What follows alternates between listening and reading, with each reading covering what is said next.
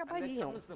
E aí chega o momento onde não tem mais rua, e ele está encostado no precipício, a polícia está chegando, Tommy Lee Jones, claro, na frente, e lá estão eles com Harrison Ford, sem ter para onde ir, e o Tommy Lee Jones bem pertinho, e vai acabar tudo logo, logo.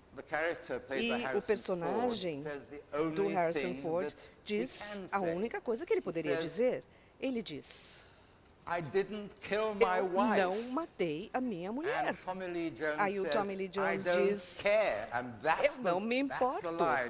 E esta é a linha que eu adoraria ter escrito.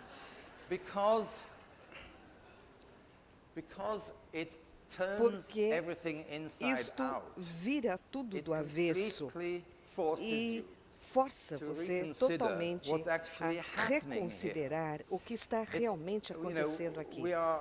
Vejam, nós aprendemos que isto é um filme a respeito de justiça, de injustiça, a força da lei, da ordem, etc, etc, etc. Aqueles grandes conceitos abstratos que se referem a como uma sociedade deveria funcionar ao funcionar. E nós herdamos esta ideia daquilo que é o drama, não é? Desde os tempos, não é, da dramaturgia ateniana e Ésquilo. E existem poderes que funcionam e que colocam todo mundo na mesma equação. E são os abstratos de tais entidades filosóficas, como, por exemplo, a justiça. E quando o policial diz, eu não me importo, tudo isto simplesmente se apaga, né, com 3 palavras. E você começa a entender, neste momento, que a pureza existencial do assunto verdadeiro desse filme é simplesmente a perseguição por causa da perseguição. Eu fiquei interessado, não sei se foi ontem ou hoje, aqui, Richard Price disse alguma coisa que é bastante próximo àquilo que eu falei a respeito do mundo sobre o qual ele escreve. Enfim, aqui estamos nós, e eu utilizei 9/10 do tempo que eu teria para falar com vocês. Então, vamos concluir esta parte. Aí nós temos, então, o que eu considero o momento de perfeição. A questão agora é a seguinte: será que nós podemos empurrar isso um pouco mais longe? Será que nós podemos empurrar isso mais longe? A ideia de que o tipo de coisa que nós estamos descrevendo quando falamos de uma boa escrita, de uma boa obra, pode ser encapsulado não apenas numa frase simples, utilizada com uma precisão explosiva, mas talvez num momento que ninguém escreveu. No terceiro filme de Indiana Jones, vocês podem ver a direção que a minha fala vai levar, não é? Está indo para baixo, ladeira abaixo. Enfim. Foi um filme que eu gostei bastante. Harrison Ford, ele cai num penhasco de 400 metros. Ele falou 400 palavras, né? Freud explica. Então, ele cai no precipício enorme e os amigos acham que ele está morto. Eles estão olhando lá embaixo. Ah, coitado do Indy, acabou. Mas ele consegue voltar, não é? E subir o penhasco, ele sobe lá em cima, ele voltou, está exausto. Eles dizem, ah, você está aí, ótimo, vamos continuar. Agora, existe um problema e ele perdeu o chapéu. Bom, como vocês sabem, o filme não poderá continuar sem o chapéu do Harrison Ford, do Indy, pelo menos não esse filme, né? Na verdade, eu sou muito literal, não é? O filme pelo qual eu sou mais conhecido, enfim, é uma coisa bastante rara, mas eu não sou um cineasta nato. Então, O Andy perdeu o chapéu, onde pode estar? Parece provável que está a 400 pés lá embaixo, no penhasco.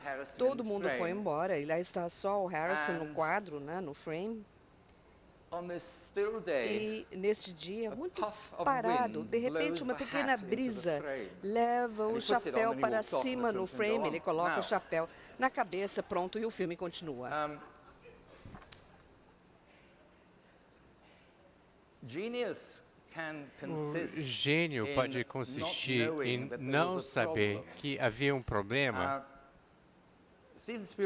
E, já que não é o intelectual, não é o tipo de gênio tipo Einstein, mas quando eu assisti esse filme, eu pensei comigo mesmo, isso é gênio. Ele transformou um problema num momento sublime. Você pode forçar um pouco mais. Eu tendo a entediar as pessoas. E no momento que eu considerava uma das obras-primas americanas do século XX, Chinatown, o filme, e existe, eu digo, sim, existe um quadro, existe uma composição, uma sequência no filme em que a casa dela é totalmente centrada e muito bonita. E o que está acontecendo? Por que Polanski está segurando essa imagem parada? E quando você pensa, o quê? A fumaça de cigarro entra no quadro de um lado e você sabe que Jack Nicholson está, mesmo sem ter visto ele. Bem, então eu conto às pessoas sobre esse filme genial e tudo mais. E um belo dia, eu assisto novamente e digo, sim, procure essa coisa que estou contando, procure a fumaça de cigarro. E não existe a fumaça de cigarro. Então, eu acho que agora atingimos o grau final metafísico da escrita criativa, onde eu fiz por ele. Ele me obrigou a colocar a fumaça de cigarro. Isso me parece, possivelmente, o suprassumo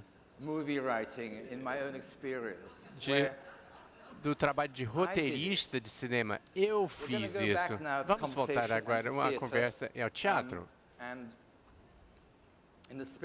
No espírito dos últimos minutos e por uma perversidade natural. Eu vou contar um segredo agora sobre uma produção de Shakespeare, da Tempestade de Shakespeare, porque eu penso muito nessa produção, muitas vezes, quando me lembro, aqui estou, eu sou dramaturgo, eu faço as palavras, não existe teatro sem a minha pessoa. Eu me lembro que quando você olha sua própria experiência assistindo teatro, é surpreendente quantas coisas que você se lembra que ninguém escreveu. E nessa produção da Tempestade, que ocorreu no ar livre, num gramado, no fundo, dando de fundos para um lago, a Universidade de Oxford, uma produção amadora, inclusive. A Tempestade começou com a luz normal, natural do dia, mas à medida que a peça continua, a luz começa a desaparecer e começa a escurecer. Então, quando chegou ao momento, quando chegou a hora de Ariel sair do palco, já anoitecia e Ariel saiu correndo no gramado. E quando ele chegou na beira do lago, ele continuou correndo em cima da água, inclusive. Colocaram uma tábua, uma passarela, 5 centímetros abaixo d'água. Ele saiu correndo e você perde de vista, mas ainda ouve os passos, depois o som desaparece pouco a pouco. Na medida que ele sumiu de vista, do outro lado do lago, fogos de artifício explodiram no ar e com todos esses faíscas e fogos de artifício que se apagaram um por um. E quando se apagaram todos os fogos de artifício, ele havia sumido. Quando você procura, diz saída Ariel, sai Ariel. Bem, todo escritor deveria se lembrar e aproveitar dessa lembrança, essa dica. Vocês sabem tudo que tem que saber sobre a minha pessoa. Podemos proceder com a nossa conversa. Muito obrigado.